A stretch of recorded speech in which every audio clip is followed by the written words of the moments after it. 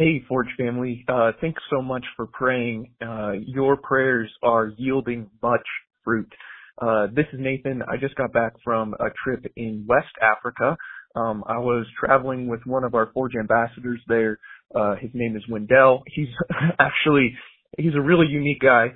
One of the very first Haitian missionaries ever sent from Haiti to some other part of the world with his particular church denomination. Anyway, while we were there, we were doing Plan A training, and God moved powerfully. We did 3 separate trainings in 3 separate places, and by the end of those trainings, more than 80 people had committed to saying, I want to be a kingdom laborer to the people in my own community. And that's a big deal because Burkina Faso is only 12% evangelical Christian, I think another 11% Catholic Christian, but it's not the same Catholicism that we see here in the U.S. It's kind of more, you would be more accurate to think of it as like a tribal religion where people use the words of Christianity, but they're not really following Jesus in any way. And then there's tribal religions, of course, and Islam makes up 55%.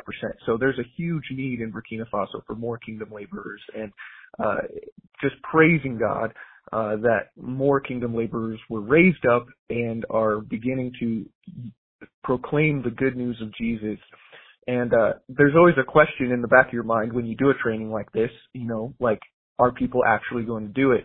And this time I had the unique opportunity to do some follow-up with people, and I just heard story after story of God moving powerfully.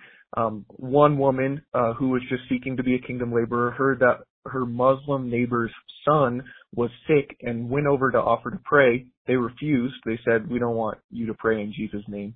But they said, you can pray from a distance. And so she did. She began praying from a distance, and a couple days later, the boy was healed. Then the Muslim neighbors came over and began asking about who is this Jesus guy, and they're open to hearing more. So really exciting what God is doing there.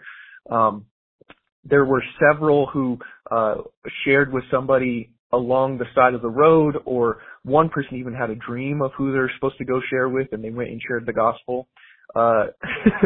And God is moving. One person led 2 people to Christ. Another person led 5 people to Christ. God is moving powerfully in Burkina Faso, and that was just the reports from one small church. Anyway, I thank you so much for your prayers.